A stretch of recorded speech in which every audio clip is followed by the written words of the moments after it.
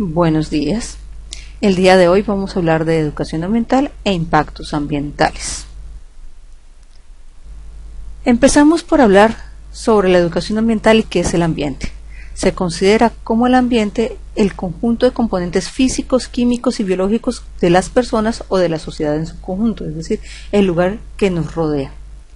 ¿Y qué sería la educación ambiental? Pues un proceso dinámico, participativo que busca despertar en la población conciencia, adquiriendo conocimientos y experiencias que le permitan identificarse con diversas problemáticas ambientales. Este término se origina en los años 60 cuando surge la necesidad de hacer frente a consecuencias negativas sobre el medio ambiente que tiene y que tenía en ese momento y que todavía tiene el desarrollo económico como respuesta a una crisis ambiental. ¿Cuál sería el objetivo? Pues lograr que tanto los individuos como las comunidades comprendan que el ambiente es un sistema complejo y que tiene tanto situaciones naturales que están en el planeta como que se ven afectadas por la actividad del hombre.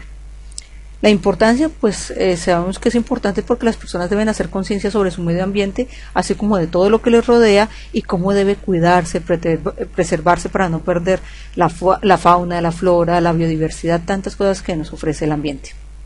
Las características de una educación ambiental, pues que se está buscando que la gente tenga comportamientos positivos, y por tanto un cambio de conducta, una educación permanente, que tengan conocimientos no solo éticos, técnicos, sino también que esté con valores éticos, que tengan un enfoque global, no se centren solo en su espacio personal, sino que puedan ver el mundo con otros ojos, que tengan vinculación, interdependencia y solidaridad con las problemáticas ambientales, que se puedan resolver problemas, que haya iniciativa y sentido de responsabilidad y que haya una renovación constante en el proceso educativo. En ese sentido vale la pena hablar de los recursos, esto como manera de repaso, porque ya todos hemos visto esto en otros momentos, pero es importante recordar que los recursos naturales son un conjunto de elementos que nos proporciona la Tierra por medio de materia prima o fuente de energía sin la intervención del hombre, es decir, el hombre no participa en que estos recursos naturales se produzcan. Estos recursos naturales se clasifican de acuerdo a su origen, a su duración y a su naturaleza. Si vamos a hablar de su origen, pues lo dividimos en dos grandes grupos, los de origen orgánico, los de origen inorgánico. Estamos hablando de orígenes orgánicos como todos los organismos que hacen parte de un ecosistema, y de origen inorgánico pues a lo que no tiene vida, como el suelo, el agua, los minerales, etc. También los podemos clasificar de acuerdo a su duración, que es la clasificación que más se usa y más se conoce. Entonces los clasificamos como recursos renovables, no renovables, permanentes o inagotables. En ese sentido, decimos que los recursos renovables son aquellos que se pueden mantener, incluso aumentar con facilidad, como el suelo, la fauna, los bosques, pues si se dejan quietos y se dejan crecer, ¿no? Los no renovables son aquellos que existen en cantidades limitadas, por lo que avanza el tiempo y su uso regular puede agotarlos, como los combustibles fósiles, los radioactivos, los minerales de la tierra, etc. Y los permanentes e inagotables son los que el hombre utiliza en pequeñas proporciones o que tienen propiedades de renovación de acuerdo a los ciclos naturales. Hablamos de la luz solar, del agua, del aire, pero hoy día estamos incluso repensándonos en esto cuando vemos que el agua ya no se va a considerar como un recurso permanente e inagotable. ¿Por qué? Porque una cosa es el agua que hay en todo el planeta y otra cosa es el agua que podemos consumir, es decir, el agua dulce. Y también los podemos clasificar de acuerdo a su naturaleza, que podrían ser los edáficos, los que provienen del suelo, los hidrológicos, los que provienen del agua, los biológicos, los que están vivos, y los minerales, los que tienen asentamiento al interior de la tierra. Ahora, en ese sentido, pues vale la pena decir que también existen lo que llamamos los valores del medio ambiente. Decimos que el ambiente tiene valor de tipo ecológico, económico, lúdico, científico y estético. Usualmente le encontramos rápidamente un valor estético, decimos, el ambiente es bonito, el bosque es bonito, la selva es bonita, se ve hermoso y es nuestro país, es nuestro territorio. Entonces nos resulta fácil darle un valor estético, incluso de forma negativa, como por ejemplo no decir que estamos frente a un humedal, sino que estamos frente a un caño, o sí, no llamarlo humedal sino caño, o ese lugar tan feo, ¿cierto? También hablamos del valor ecológico. Para entender el valor ecológico, pues se necesita que ya se haya tenido algún tipo de conocimiento técnico sobre la ecología y entender que existen los ecosistemas, que hay interrelaciones en los ecosistemas, que hay un flujo de energía constante, que con que solo se mueva un elemento del ecosistema, el ecosistema puede variar y verse afectado. Un valor económico porque sabemos que el entorno es fuente de alimento, empleos e ingresos desde el punto de vista turístico o aporta insumos, los que hacen minería, los que pescan, los que hacen ganadería, todos ven que el medio ambiente tiene un valor económico. También hablamos del valor lúdico y decimos que el ambiente nos puede generar placer y esparcimiento, ¿no? Cuando vamos, no sé, y hacemos el paseo de olla, el parque, y nos sentamos y vemos las flores, el pasto, el lago y nos parece bonito. Y un valor científico cuando hablamos que el entorno brinda información para los investigadores y les da fundamento para la educación ambiental. Sin ir más lejos, muchos de los medicamentos que consumimos actualmente vienen de la selva amazónica. Los principios activos de las plantas son los que nos han permitido entender esto de la farmacología y ayudar a hacer medicamentos nuevos. En esa medida, vale la pena no solo entender qué es el ambiente, qué es la educación ambiental, qué es un recurso natural, sino también entender cómo impactamos el ambiente nosotros. Entonces, cuando decimos qué es un impacto ambiental, decimos que son los efectos que produce una acción determinada en un ambiente, que estos pueden evaluarse en términos de las consecuencias de las acciones, que estos impactos ambientales se pueden clasificar como temporales, reversibles, persistentes e irreversibles. Temporales cuando se van a recuperar a corto plazo, reversibles cuando se recupera a través del tiempo, persistentes cuando se necesita un largo plazo para que eso pueda recuperarse, e irreversibles cuando no hay nada que hacer. Por ejemplo, cuando un derrame de petróleo. Estamos hablando de un derrame de petróleo, decimos que definitivamente eso que infectó el agua, ya sea del mar o del río, va a ser casi que imposible recuperarse. Ahora, hablar del impacto ambiental tiene como una razón de ser y es pensar en que se aplique de forma en que existan buenas prácticas ambientales que generen ventajas a las personas que estamos en el ambiente y que den como resultado, por ejemplo, la disminución del consumo energético y del agua. Es decir, bueno, entre menos energía consumamos, entre menos agua consumamos, pues hay más posibilidad de reciclar el recurso y no perderlo.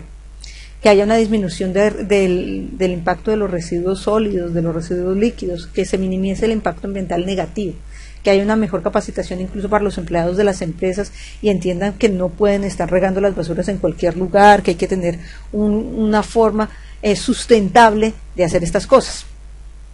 ¿Para qué? Pues para evitar contaminación del aire, problemas de salud, el uso inadecuado de los recursos naturales, la acumulación de desechos.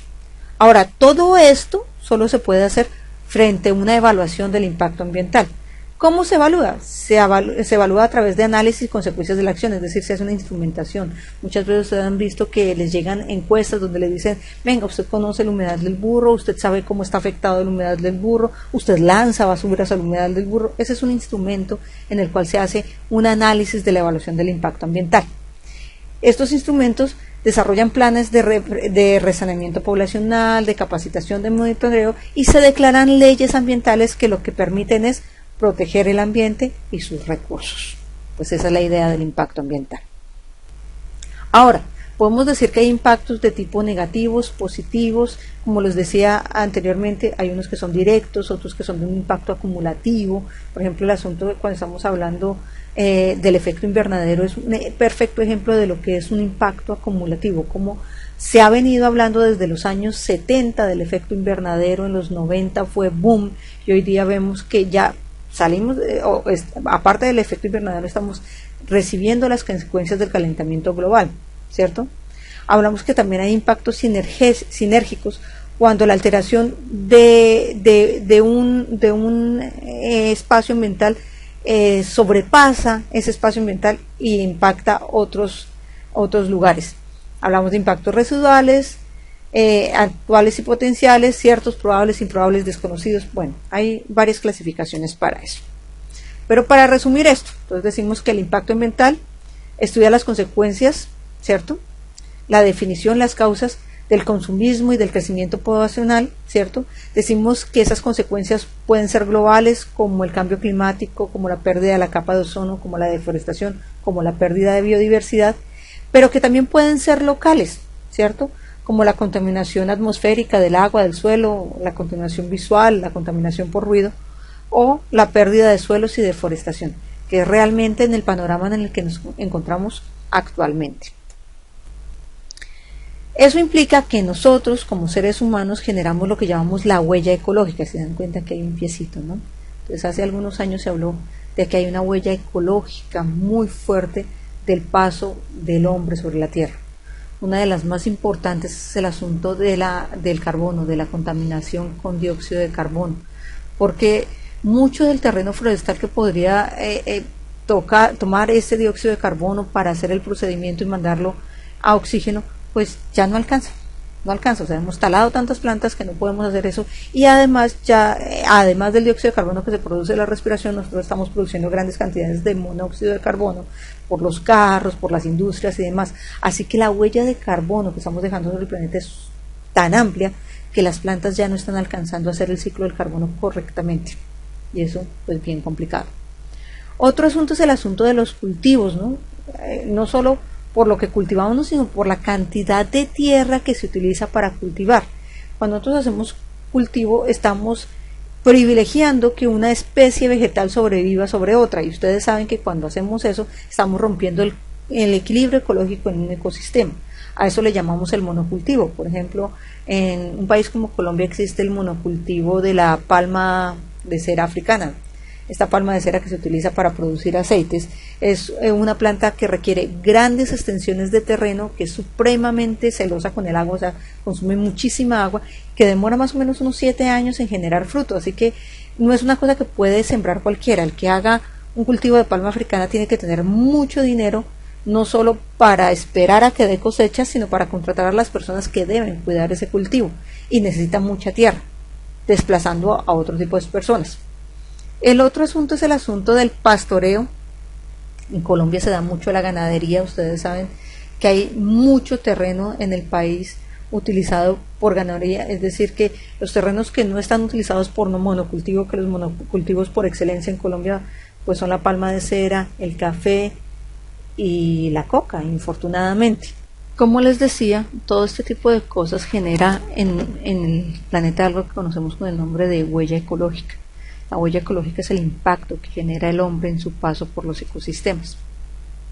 De las huellas ecológicas más importantes o que más impactan en el ambiente está la huella de carbono, que está representada en todo el terreno forestal, que podría de una u otra forma generar el ciclo del carbono y devolverle oxígeno a la atmósfera, y que nosotros realmente no estamos dándole la posibilidad de hacerlo debido a la deforestación y a que la cantidad de plantas no son suficientes para administrar todo este carbono que estamos generando en la atmósfera, incluyendo las emisiones de monóxido de carbono de los diferentes transportes y de las emisiones de los combustibles fósiles, ¿cierto?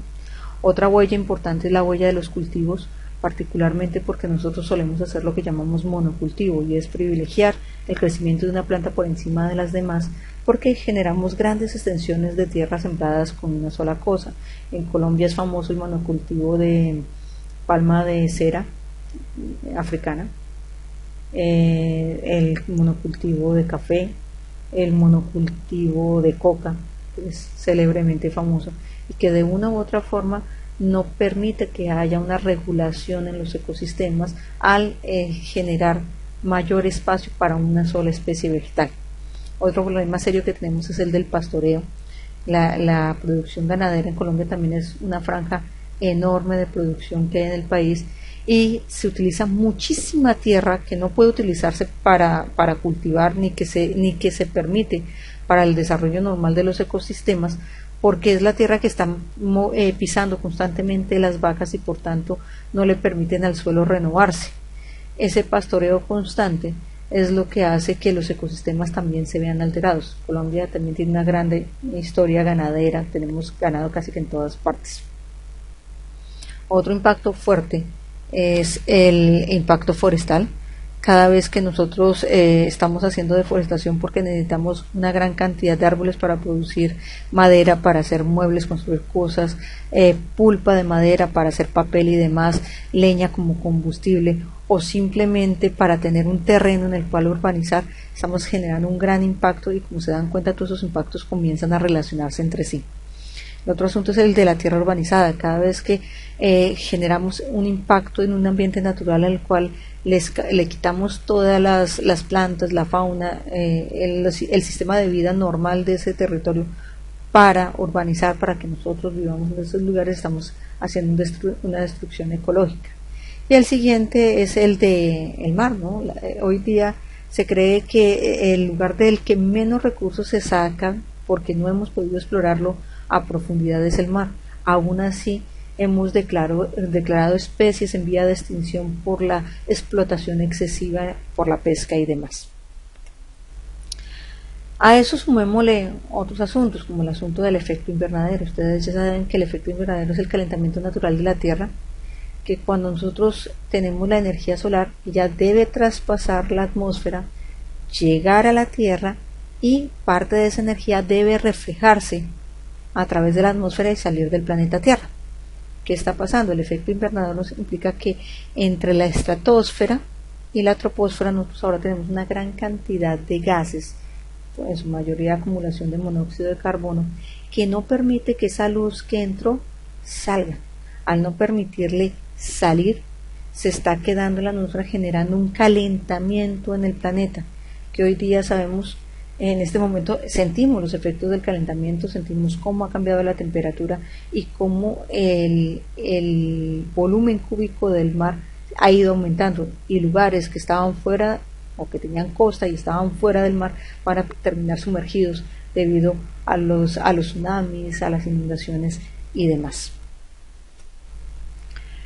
Eso implica que hay unos efectos del cambio climático. En este momento decimos que hay costes en la adaptación. Por ejemplo, hay zonas en las que las personas han tenido que desplazarse, irse totalmente de esos lugares porque pues ya no pueden vivir ahí.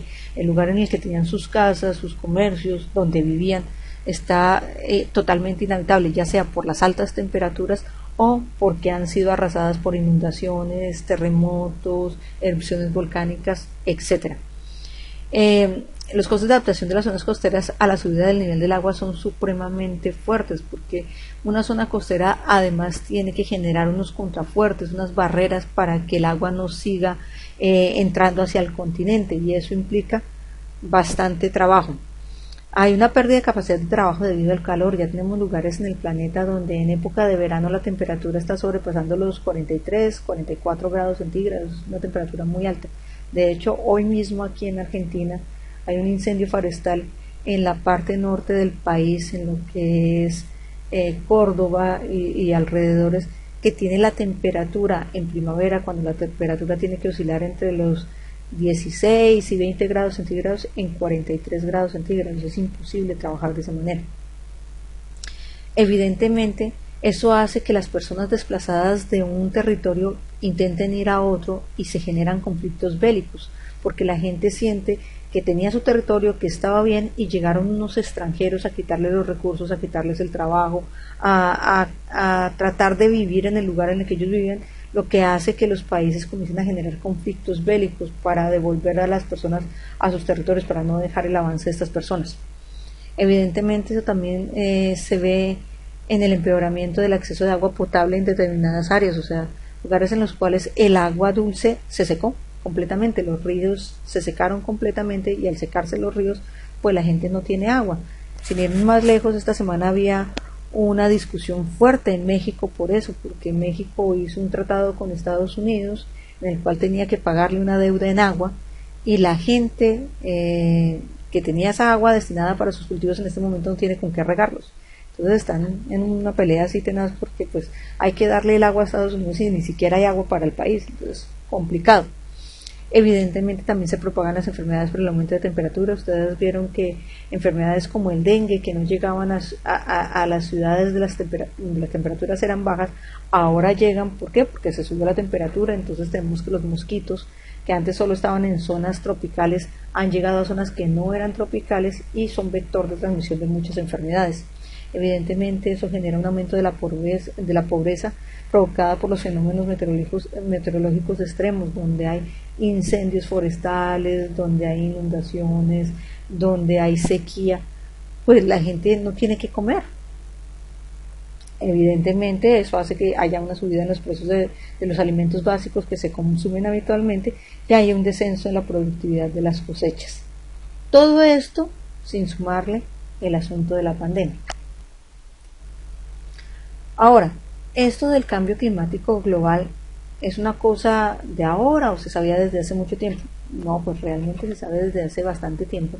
Incluso Colombia tiene un estudio que se hizo en diciembre del 2013 y hacía una proyección de cómo el cambio climático iba a generar problemas en Colombia. En el 2014 ya se sabía que iba a haber una calamidad pública por la sequía en La Guajira, por ejemplo.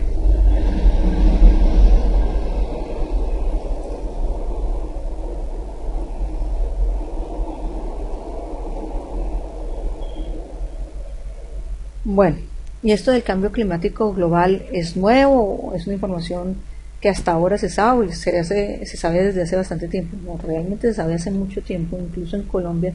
Este es un diagrama sacado de un estudio que se hizo en el año 2013, donde se hablaba de cómo se proyectaba la temporada seca en el país, ¿cierto? Y se daban estas alertas, todo lo que está en colores rojos eran zonas de alerta por sequías. Se sabía desde hace mucho tiempo que íbamos a tener una calamidad pública en La Guajira por escasez de agua, que también en Casanare iba a ser complicada la cosa y que particularmente en lo que es la Sierra Nevada de Santa Marta, en el Magdalena y en el Casanare, la cosa iba a estar muy muy complicada. Eso en el año 2014. Ustedes recuerdan esa época en la cual mostraban las sequías en los llanos orientales y que no crecía nada, no llovía nada y la cosa estaba complicada, y pues son cosas que no pasan, sino que se ponen más complicadas al pasar del tiempo. Eso implica que de verdad la gente comienza a desplazarse porque el cambio climático los tienen pues mal. Ustedes se dan cuenta, a nivel mundial Cuba es el primer país en desplazados, no solo por el asunto del cambio climático, sino también por el asunto político y el bloqueo económico que le tienen al país. San Martín y República Dominicana es otro país con mucho desplazamiento. Colombia, no tenemos, si se dan cuenta, nos están diciendo que no solo tenemos desplazados por desastres, sino desplazados por conflicto, y ustedes saben que hasta hace poco se firmó el proceso de paz, y por lo tanto Colombia es un país que viene de un conflicto armado de muchos años y tiene mucha gente desplazada y hoy día sigue desplazándose la gente. Lo mismo en Níger, Benín, Nigeria, República Centroamericana, Sudán del Sur. Hay muchos desplazamientos por conflictos armados. En Somalia tenemos desplazamiento por conflicto armado, por el clima y por el hambre. Ustedes saben que la hambruna ya es una cosa terrible. Lo mismo Filipinas, Vanuatu, que son las islas pequeñitas de estos archipiélagos de Fiji, que también tienen estos problemas con el cambio climático y que la gente pues ya no puede vivir más ahí porque es imposible trabajar, es imposible sembrar algo, la gente se está peleando por la comida, entonces buscan la forma de salir. Ahora, esta es una proyección que se hizo en ese año 2013, donde nos decían cuáles eran las zonas más afectadas por el cambio climático en el 2100, y nos decían que las zonas con mayor afectación iba a ser La Guajira, el Magdalena, Cesar, Bolívar, Sucre, Paupés, Caquetá. ¿Qué tienen en común estas zonas del país? Tienen en común que son las zonas que presentan también mayor cantidad de deforestación. Estos lugares, la tala de bosque ha sido indiscriminada, y recuerden que los bosques tienen un efecto particular, y es el efecto de generar microclimas. Cuando íbamos al humedal del Burro, si ustedes se acuerdan, mientras que estábamos al lado de la ronda de agua, sentíamos el calor, pero cuando nos metíamos en la zona del bosque donde estaban los árboles, sentíamos cómo la temperatura cambiaba, porque la sola sombra del árbol genera un microclima que permite apaciguar un poco el golpe del calor. Estos lugares presentan escasez de agua, una tala indiscriminada e incluso mucho de lo que llamamos explotación minera, y por eso vemos que el cambio climático en esos lugares es supremamente más impactante que en otros lugares del país. Como les decía, aquí aparece la región Caribe, la región andina, del Pacífico, la Amazonía y la Orinoquía como las zonas en las cuales se ha hecho mayor deforestación en el país. Recuerden que la Amazonía se conoce como el pulmón del mundo precisamente por la gran cantidad de árboles que presenta, pero en el caso de Colombia el 57% de la Amazonía ha sido desforestado. ¿Por qué se deforesta? Porque es lo que la gente dirá, bueno, es que no tiene sentido, si ya sabemos lo importantes que son los árboles, si ya sabemos todos los servicios ambientales que generan, ¿por qué deforestar? Pues déjenme decirles que eso tiene que ver con la economía. Entonces, por ejemplo, la ganadería es una gran presión para la deforestación. La gente cada vez quiere hacer más ganadería, por tanto, tienen que talar los árboles para dejar pasturas para que estos animales pues puedan comer ellos. El otro asunto es la expansión de la agricultura industrializada, lo que llamamos el monocultivo, incluso la agricultura a pequeña escala, la construcción de carreteras, la construcción de represas, son presiones que hacen que en ciertos territorios no se mantenga el bosque, sino que se tale para generar ese tipo de cosas. Eso afecta directamente a la biodiversidad, claro. ¿Por qué? Porque los animales, en su gran mayoría, viven sujetos a las plantas, y ustedes lo saben porque ya vimos redes tróficas y sabemos que si desaparecen las plantas de una red trófica, pues todos los demás animales están destinados a perecer. Vemos que hemos perdido mucha biodiversidad. Se supone que el 90% de los reptiles amenazados en el país son tortugas, que los lugares que tienen mayor especies en amenaza son toda la zona andina y la zona del Chocó. Los que no se han explorado, la zona del Caribe y Orinoquía, porque estas zonas estaban sin explorar, porque cuando hablábamos de conflicto armado, estas eran zonas que estaban en manos de la guerrilla, y al estar en manos de la guerrilla, pues no se podía entrar allá a saber qué biodiversidad se había ni nada por eso, ¿cierto? Entonces, vemos que casi en los últimos 15 años se descubrieron 29 nuevas especies de aves que se descubren y al mismo tiempo se dan cuenta que están en peligro de extinción porque no tienen los árboles donde construyen sus nidos, donde consiguen alimento, y que más nos demoramos en descubrir una especie nueva que esa especie estar en peligro de extinción porque no tienen un sustrato en el cual vivir, no tienen un árbol, no tienen comida, no tienen nada de eso. La pérdida de biodiversidad tiene causas directas e indirectas. Usualmente las causas directas tienen que ver con la transformación de hábitats y ecosistemas, ya saben, para agricultura, para urbanizar, para construir obras, etcétera.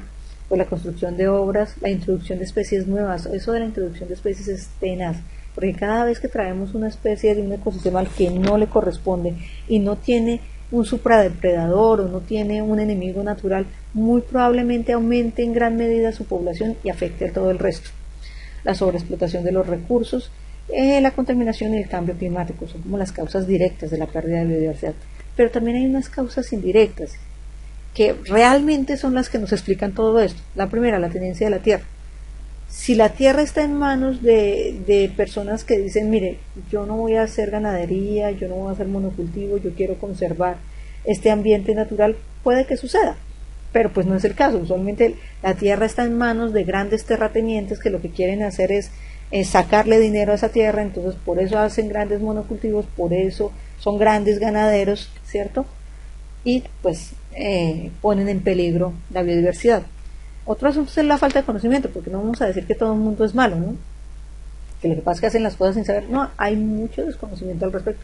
Hay mucha gente que no entiende qué impacto genera tener una cabeza de ganado en diferentes lugares, no tienen conocimiento de eso. Hay un déficit del desarrollo tecnológico que nos permita de una u otra manera tener cultivos más ecoamigables o producción ganadera más ecoamigable, que se lleve en mejor medida con los cultivos. Es decir, no se trata de que no volvemos a tener vacas o no volvemos a cultivar, sino de hacerlo en forma en que el ambiente no se vea tan fuertemente impactado. Y obviamente las instituciones son débiles y así se declaren zonas protegidas, pues las instituciones no hacen respetar esas zonas protegidas y vemos que muchas zonas que se suponía eran zonas protegidas resultan que están como cultivos de coca o cultivos de amapola, ¿sí? De diferentes cosas que no deberían estar. Así, decimos que el 50% de los ecosistemas de Colombia están en amenaza, que Colombia, que es el segundo país con mayor número de anfibios, que tiene 791 especies, el 50% de estas especies solo se encuentran en el país y el 28% de todas estas especies están amenazadas. Y decimos que el 50% de los páramos del mundo se encuentran en Colombia, que regulan el 70% del agua del país y están amenazados particularmente por la explotación minera. Ustedes han oído mucho lo que pasó en el páramo de Santurbán y cómo se ha generado un conflicto porque la gente quiere proteger el páramo, pero pues ya hay unos títulos firmados para explotación minera en esos lugares. Otro problema serio que tenemos en el país a nivel ambiental de impacto es el riesgo de mercurio en Colombia. Se dice que entre 10 y 15 millones de personas participan directamente en la extracción de oro a pequeña escala en el mundo. Y el mercurio es un metal que permite la separación del oro, la purificación del oro de otros minerales. Por tanto, se utiliza mucho en esa explotación y particularmente la explotación que se hace de forma artesanal.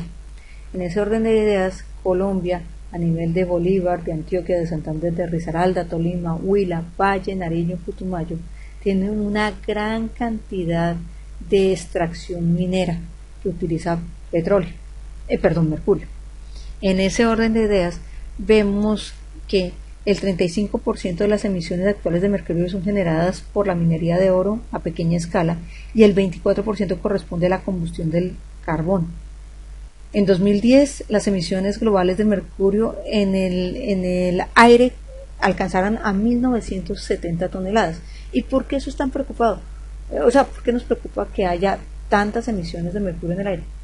Porque el mercurio es altamente tóxico, ¿sí?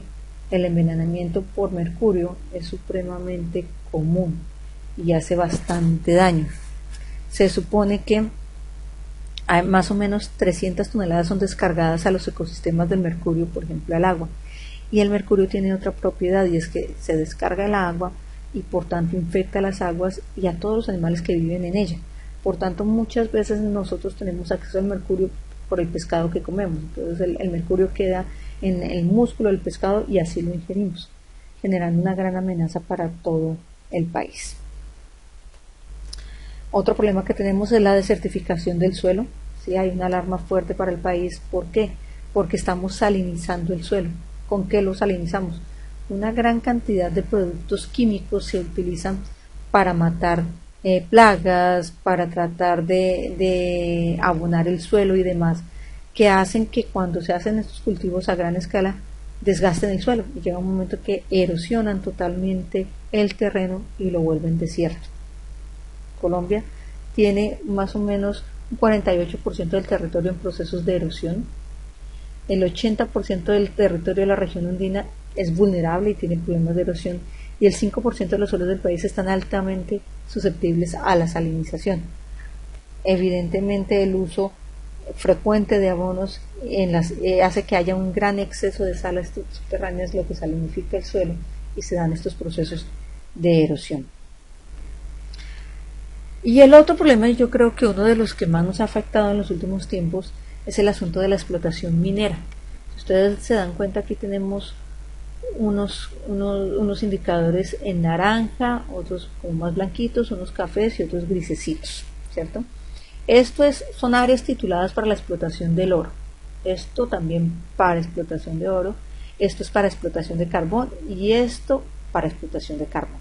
Entonces vamos a ver cuántas áreas, si ustedes se dan cuenta, todas estas áreas del país están solicitadas para explotación de oro y carbón. Entonces decimos, por ejemplo, en el caso de Bolívar, 13 áreas están tituladas, es decir, ya les dijeron pueden venir a explotarlo y ya las empresas pueden explotar, pero tienen en vista 35 más, ¿cierto? Que es uno de los departamentos que tiene mayor presión. Lo mismo pasa con el Quindío. De las 25 áreas tituladas, de las 25 que pidieron titulación, 25 le titularon y generaron una explotación de oro en Quindío tenaz que en este momento tiene a la gente supremamente mal porque el ecosistema sufrió un impacto supremamente fuerte. Lo mismo pasa con el carbón, si se dan cuenta. Todo esto es lo que alrededor del país se está pidiendo para explotación minera. Si se dan cuenta, es toda la zona montañosa. Estamos hablando de las 3 cordilleras. Pero lo interesante de esto es que, bueno, decimos, está bien, hay que explotar la tierra, hay que tener recursos, ¿no? Pues si esta riqueza se queda en el país, pues listo, hagámoslo. Pero lo que pasa es que no es así. Es el mapa de solicitudes y títulos de empresas mineras y proyectos hidroeléctricos en Colombia. Y si se dan cuenta, ¿quién los está solicitando? Brasil, Suiza, Australia, Canadá, Sudáfrica, Estados Unidos y demás. ¿Qué quieren explotar en nuestro territorio? Carbón, oro, coltán, níquel, hidroeléctricas en general. O sea que esto no es el generar un título no quiere decir que el país sea dueño de lo que se explote. El título es un permiso que le da el país a explotar ese mineral y que a partir de eso le genera unas regalías al país, pero finalmente el mineral se lo llevan las compañías que explotan y después nos lo vuelven a vender más caro en forma de anillos, en forma de diamantes, en forma de lo que usted quiera, en forma de celulares, porque el coltan es un material supremamente importante para la fabricación de celulares. Entonces resulta complicado eso. Ahora, otro impacto fuertísimo que ha tenido el ambiente en Colombia es el impacto de la guerra, por varias cosas. Por ejemplo, se talaron más de 3 millones de hectáreas de bosque durante la guerra, ¿sí? Se hicieron más de del derramamiento de más de 757.000 barriles de petróleo. Ustedes se acuerdan que todo el tiempo decían, no, que explotó el oleoducto de Caño Limón, que la guerrilla, que esto, que aquello, que lo otro. Todo esto genera un gran impacto sobre el ambiente. El 87% de los cultivos ilícitos se encuentran en los lugares de conflicto. Por eso se generó este cultivo indiscriminado de marihuana y de cocaína, ¿no? Entonces son cosas que son difíciles de superar en un país como el nuestro. Por cierto, esto es una infografía, ¿no? Para los que todavía no saben cómo hacer una infografía, este es un ejemplo de infografía. Y otro problema que tenemos serio es la contaminación por armas en el país. Es increíble, pero Colombia tiene el segundo puesto en minas antipersonales en el mundo. Afganistán, que lleva en guerra toda la vida, es el que ocupa el primer puesto, pero nosotros somos los segundos. Hay mucha gente en los campos que han perdido sus piernas, sus brazos, que han sido afectados por estas minas que se encuentran enterradas y que todavía no se han podido detectar en su totalidad. Esto es contaminación por armas. Entonces, en conclusión, ustedes han heredado un mundo que tiene una seria problemática ambiental que está directamente relacionada con las decisiones políticas y con la consecución de dinero. Pero ustedes son la generación que viene, la generación que tendrá que hacer algo diferente. Espero que así sea. Un abrazo, nos vemos la próxima semana.